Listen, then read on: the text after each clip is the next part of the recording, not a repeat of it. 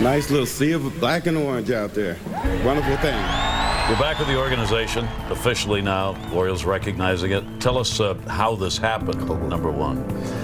A couple of months ago, I came in town. I still come into town quite a bit and get my hands on some of those crabs. And I still have one brother here, but came in town and me and John sat down at breakfast and really talked it out. There was a little phone action in the beginning, but we came here and we met for breakfast and got it done.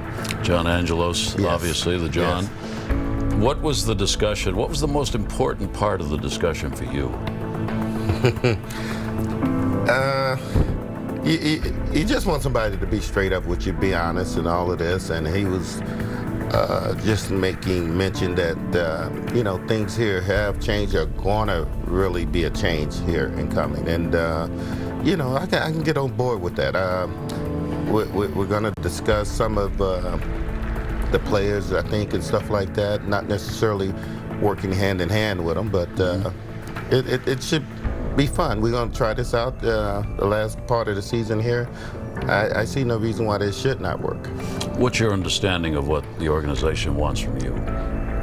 I think to be in their ear and semi to let them know what these eyes see. I've been somebody who sees things that nobody else seems to see.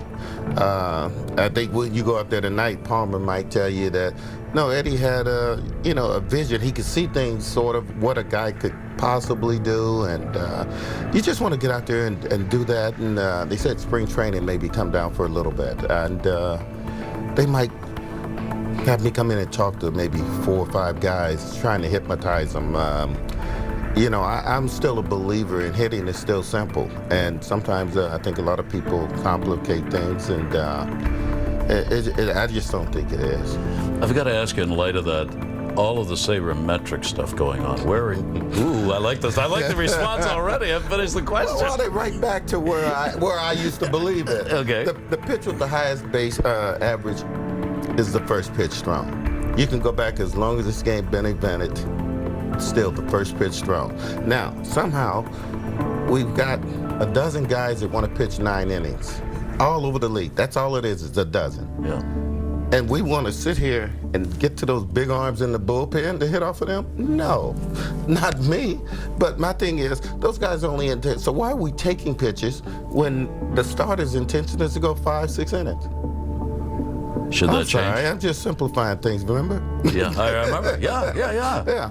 Well, that's what the Orioles, I mean, what you're saying, that's part of what the organization wants out of you, though, right? They want to get some of this stuff simplified again for the players, be direct with them from somebody who's done it before? Right. It would be nice to, I don't know when people start getting hurt so often, but, I guess I was known for getting people off the table. I mean, we came here to work.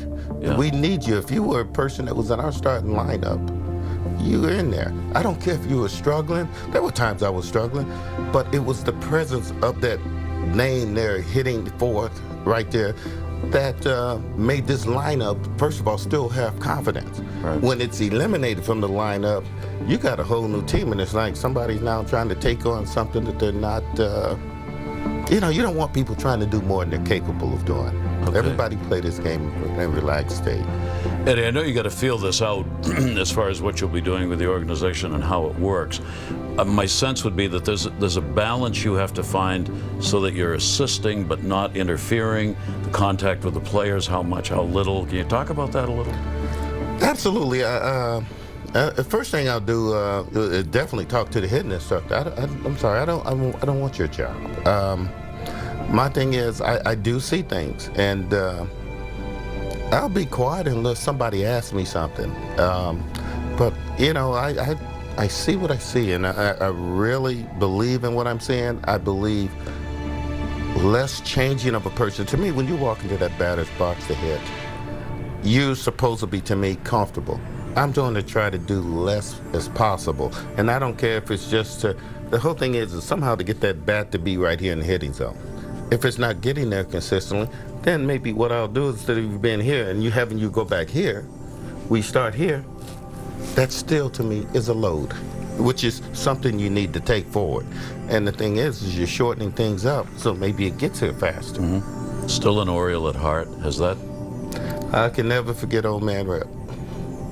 Hey, it took me, I tell you, a good 3 years maybe after he had passed away that I would tear up. That's how, it was a time of, we needed each other. We really loved each other. The first 8 years here in the big leagues, we didn't make much money. 77, my minimum was $19,000. But the thing was, we had 13 guys from Southern California. There was nothing better than to watch all our families grow up together. I mean, we're talking about growing up. Now we're starting to see your father in the hospital. Well, my dad's there, we're taking him there. And you're seeing him sneaking food in, knowing he's not supposed to have it. Yep. Mr. McGregor out there jointing a cigarette. My dad's trying to eat. You know, this is the stuff that's going on. And being honest, we, you know, like on an off day, it was 2 homes where maybe the whole team went to. And I can remember still having my my crab feast. I was single, but there was like 97 people in my home. This was big time fun though. I'm a one of 12, so that big gatherings don't scare you.